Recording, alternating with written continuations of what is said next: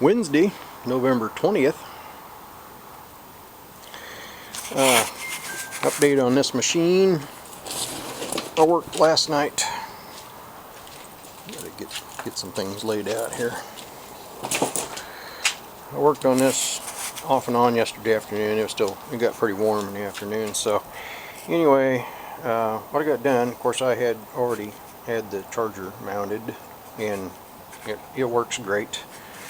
I've made the final connection on that, as well as I've got this end attached and tried it out, and it works. I gotta just pull the cord back in and fasten this to the base of the seat here. So that'll be taken care of. On this side, show you what we got done here.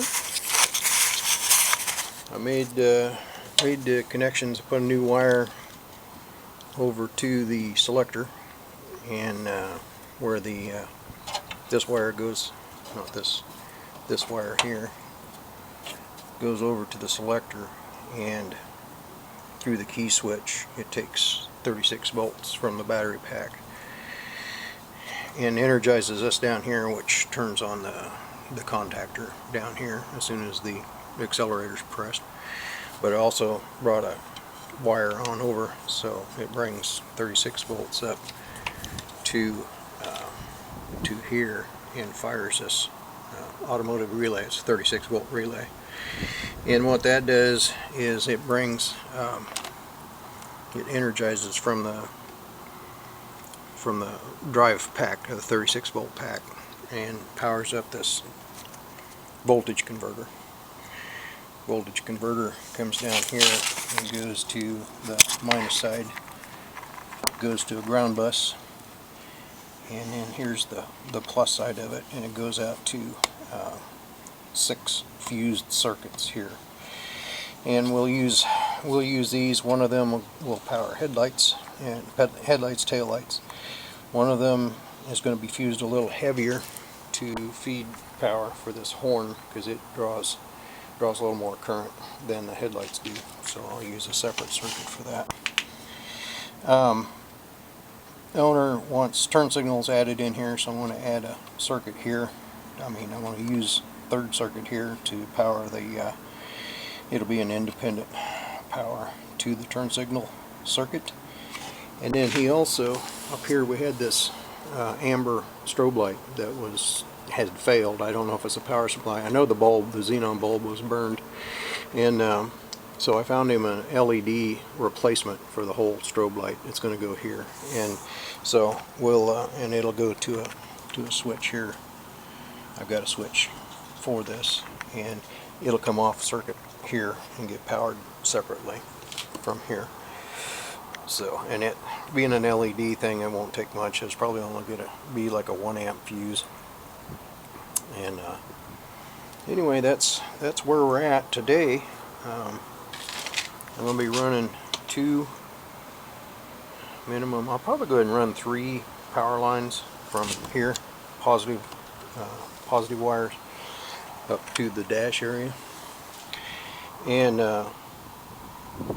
one for, like I said, one for headlights, taillights, one for the horn, and one for the turn signal device that isn't here yet, but it should be here tomorrow. And I'm gonna run those up there and get ready to do all of that wiring, and then I'm going to run one wire, probably a blue wire. It's going to come back from that headlight circuit and come back here and connect to the taillights, so that they all power up at the same time. That's the goal for today. The stretch goal then is to start working on this. I need to, like I said, I got to get rid of this thing, so I got room to put the panel, the accessory panel in here, and the battery meter, and a switch for the of course the switch can go. I got room for everything. It's mostly to make room for the accessory panel. It's too shallow here, so I will work on that. So that's the goal for today, and we'll see how it goes from there. I'm probably going to run is take his old charger and his good 12 volt battery. Oh, there it is. I'm going to take that back to him today so I don't have to have him here in my way. He can do whatever he wants with those. And I guess that's it for now. Okay, second one of the day, video that is. I have the loom. I've got 3 main power wires. I got a blue wire that'll go back to the taillights. One of these will go to the horn, one to the headlights, one to the turn signals, and then a common ground back to the 12 volt source. There's a grommet I have essentially sitting on top here, but there's another one just under this to protect the wiring. And you can see the beginning of the hand laced the. I have to wonder, anyone else doing lithium battery upgrades on golf carts, if they're taking the time to hand lace the power wiring loom. Maybe not so much. This is the loom, so the wires won't rub together and chafe and so forth.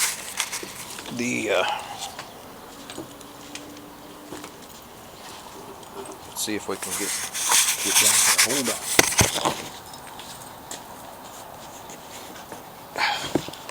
on. Okay.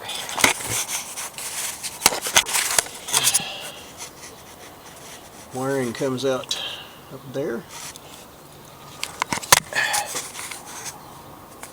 Really hard to see. I don't know if I can zoom in. I don't know.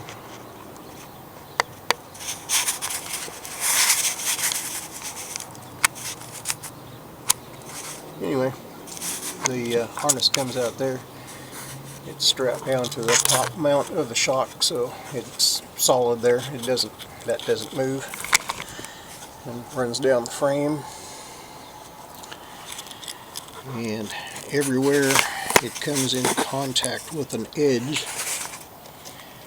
like here, I have 2 layers of heat shrink tubing over it, and the top layer is a heavy duty layer that has a coat of adhesive inside that gets really hard after it, you heat it up, shrink it, and when it cools, it's very, very rigid. So I included that there, as well as another one here, where it goes in contact with this framing member here.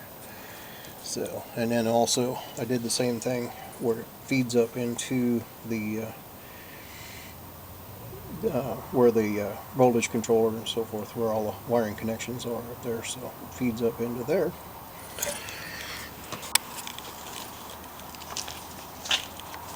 And on this side is where it comes up. I've got it tied off to the frame here, and you can see the top of the shrink tubing there, so any abrasion or anything it might suffer is only going to go to the shrink tubing. And there's the wiring. The red wires get tied down here to the fuse block. The ground wire will be over here. The blue wire is going to come back here and connect to taillights. And there will be hopefully the turn signal kit, when it shows up, will have its own wiring. I'll run that separate, but I should be able to just tie wrap, or zip tie rather, to the existing loom and keep it up out of harm's way. So oh yeah, the horn wiring I've pulled out, that was kind of laying flopping around out here and was run under the mat. I pulled that all out because the connections for this will all be up here in the dash now. So I guess that's all for now.